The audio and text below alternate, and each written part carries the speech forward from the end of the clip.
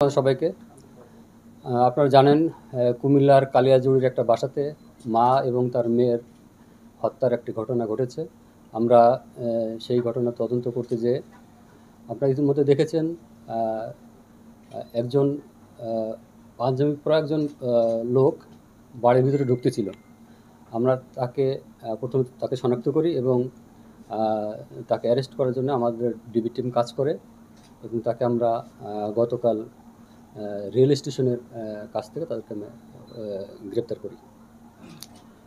আপনারা ইতিমধ্যে জানেন ওই বাড়ি থেকে 4টি মোবাইল, কিছু চার্জার এবং একটি ল্যাপটপ খোয়া গেছে এবং আমরা যাকে গ্রেপ্তার করেছি তার কাছ থেকে, তার হেফাজত থেকে এই জিনিসগুলো আমরা উদ্ধার করতে পেরেছি। যাকে গ্রেপ্তার করেছি তার নাম মোবারক, বয়স 29। উনি এই ভিকটিম ফ্যামিলির পারিবারিকভাবে তাদের সাথে সম্পর্কিত এবং সে বিভিন্ন সময় এই মা এবং মেয়েকে ঝাড়ফুঁকের নামে বিভিন্ন সময় পানি পড়া বা অন্যান্য তদবির দিয়ে থাকে এবং ঘটনার দিন এই পরিকল্পনা করেই তার বাড়িতে এই ঝাড়ফুঁক বা পানি পড়া নিয়ে বাড়িতে হাজির হয় এবং প্রায় 2 ঘন্টা অপেক্ষা কাজ করে তাদের কখনো পানি পড়া, তাদের বিভিন্ন তদবির দিচ্ছিল এবং এক পর্যায়ে মা এবং মেয়ে দুজনেই আলাদা আলাদা রুমে ছিল এবং এই অভিযুক্ত মোবারক সে এই ভিকটিম ফাতেমা বেগম, তার মেয়ে সুমাইয়া, তাকে ধর্ষণের চেষ্টা করে এবং এটা তার মা যখন দেখে ফেলে তখন ওই রুমে সুমাইয়াকে রেখেই পাশের রুমে মাকে ধাক্কা দিয়ে নিয়ে বেডে ফেলে বালির চাপা দিয়ে হত্যা করে এবং পরবর্তীতে তার মৃত্যু নিশ্চিত হলে পাশের রুমে এসেও সুমাইয়াকেও গলা টিপে হত্যা করে এবং হত্যা করার পরে তার বাড়ি থেকে তাদের 4টি ব্যবহৃত মোবাইল, কিছু চার্জার, একটি ল্যাপটপ এবং একটি ল্যাপটপের চার্জার নিয়ে যায় এবং আমরা যখন ফুটেজে দেখা যাচ্ছে তার হাতে একটা ব্যাগ ছিল, সে ব্যাগ সহ এবং যে পোশাক পরিহিত অবস্থায় উনি ছিলেন সেই পোশাক সহ তাকে আমরা গ্রেপ্তার করতে পেরেছি।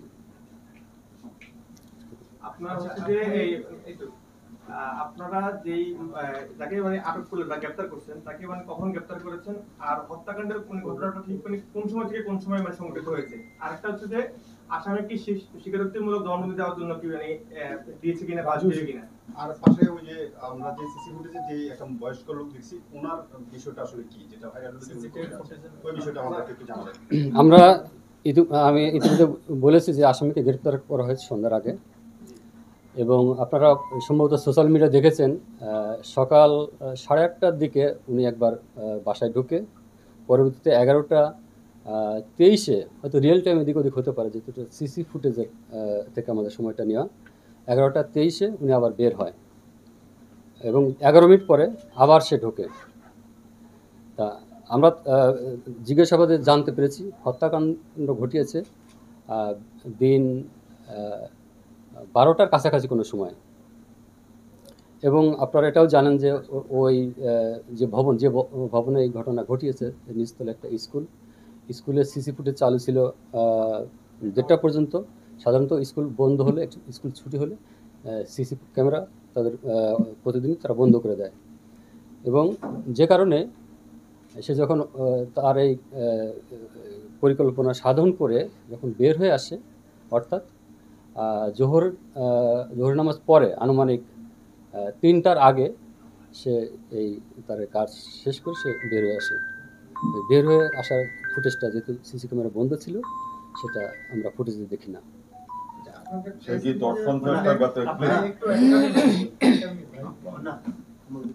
উল্লেখ যে তাকে দর্শন করার চেষ্টা হয়েছে, মায়ের দেখে ফেলার পরে মাকে ধাক্কা দিয়ে, আপনার তখন মাকে ধাক্কা দিয়ে ফেলে দেয়, পরে বালিশ চাপা দিয়ে হত্যা করে। ওই সময় তো তাহলে মেয়ে মোটামুটি সুস্থ হয়ে, যেহেতু দর্শনের চেষ্টা হয়েছে, দর্শিত বাধা দিয়েছে, আপনার এখানে লেখা আছে মেয়ে বাধা দিয়েছে, তাহলে মেয়ে কি সজাগ ছিল? বাধা দেয়নি ওই সময়, বা এইসব বিষয়ে আপনারা কোনো জিজ্ঞাসাবাদ করেছেন?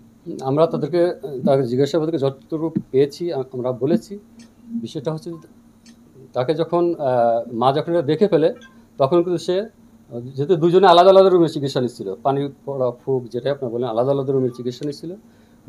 মা যখন দেখে ফেলে তখন সে মেয়েকে রেখে সে পাশের রুমে এসে মাকে বালিশ চাপাতে হত্যা করে, এতটুকু আমরা জেনেছি।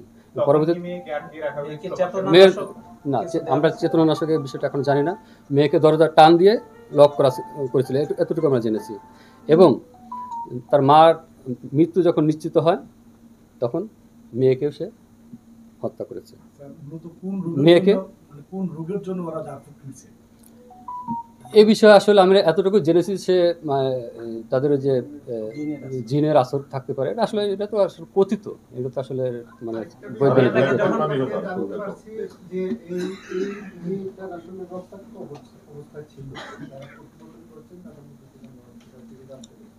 তাহলে কি সে ধর্ষিত হয়েছে বা আপনাদের আসলে প্রাথমিকভাবে আমাদের কাছে আমরা এতটুকুই, যেহেতু ফরেন্সিক রিপোর্ট আসবে, মামলার ডিএনএ টেস্ট এবং সোয়াব টেস্টের সব রকম ব্যবস্থা এখানে করা হয়েছে। এখানে আমরা রিপোর্ট পেলে, ময়নাতদন্তের রিপোর্ট পেলে আমরা প্রকৃত এগুলো আমরা জানতে পারবো। আর আমরা একটা কথা বলতে পারি, দর্শন চেষ্টা ব্যর্থ হয়ে মামাকে হত্যা করতে এমনটা বলা যায় কিনা? আমরা আপাতত আমি এতটুকুই যে যতটুকু আমরা জেনেছি আপনাদেরকে বলেছি। এখন এর ভিতরে আপনাদের মনে সব উত্তর আছে। মেয়েটাকে যখন ঘরে বন্দি করে রাখা হয়েছে তখন কি তার কাছে মোবাইল ছিল না, যেটা থেকে সে বাইরে জানাইতে পারতো, অথবা সাউন্ড করলেও তো হইচই করলে তো মানুষজন শুনতো? সে কি ঘুমন্ত ছিল? তারা তো মোবাইলটা হয়তো বেহুশ ছিল? আশেপাশে ছিল, এই বিষয়টা। হ্যাঁ, মানে এটা মোটিভ কি ছিল আসলে?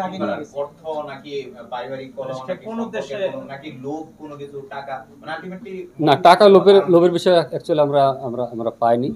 সে হয়তো, যেহেতু আমি আগেই বলেছি যে এই যে মুবারক হোসেন বয়স 29, এর আগেও কিন্তু ওই বাড়িতে যাতায়াত করেছে গত 1 থেকে আরও কিছু বেশি দিন ধরে, মাঝে মাঝে কিন্তু ও বাড়িতে যেত। হয়তো তার ভিতরে ছিল, যেহেতু একটা বয়স্ক মেয়ে, তার ভিতরে থাকতে পারে।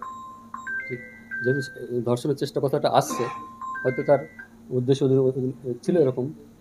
এই হত্যাকাণ্ডে তার সাথে অন্য কেউ অংশ নিয়েছিল? আমরা এই পর্যন্ত জিজ্ঞাসাবাদ করেছি এবং আমাদের তথ্যে এখন পর্যন্ত আপাতত একজনই। যেহেতু মামলা তদন্ত চলছে এবং তাকে আরও জিজ্ঞাসাবাদ করা হবে, যদি আমরা তদন্তে প্রমাণ পাই তাহলে অবশ্যই থাকতে পারে, আপাতত একজনই।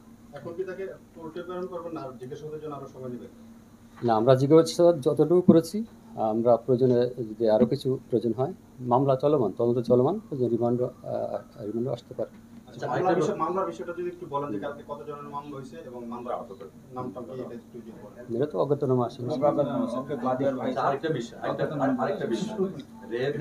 র্যাব যে একজনকে ধরলো, আব্দুর রব নামে 73 বয়সে একজনকে ধরলো কবিরাজ, ওনার সাথে এই মোবারকের রিলেশনটা আসলে না, আমরা ওই আব্দুর রবের সাথে মুবারকের মূল অভিযুক্ত মুবারকের কোনো সংশ্লিষ্ট আছে এরকম আমরা প্রমাণ পাইনি। মোবারককে আপনারা কি রিমান্ড চাইছেন? তবে আপনি যার কথা বললেন আব্দুর রব, সেও কিন্তু এই বাড়িতে বিভিন্ন সময় আসছে, এই ঝাড়ফুঁকের চিকিৎসা নিয়ে কিন্তু আসছে, এটা আমরা জানতে পেরেছি। এই বাড়িতে তারা কতদিন থাকতেন? এটা অ্যাকচুয়ালি আমার মামলার বাদী হচ্ছে ভিক্টিমের ছেলে, একজনের ভাই, বড় ছেলে। এখন সাইফুল ইসলাম, তাই না? হ্যাঁ, ওনারা মূলত কি নিয়ে সাফার করতেছিল যে বারবার কবিরাজের? না, এটা হচ্ছে জিনিস, এটা তো আসলে আমরা তো আসলে বুঝি না, এগুলো তো মানে সায়েন্টিফিক কোনো কিছু আছে কিনা, একটা ফ্যামিলি এক ধরনের হতে পারে, হয়তো তারা মনে করছে যে এটা আছে। আমরা যেটা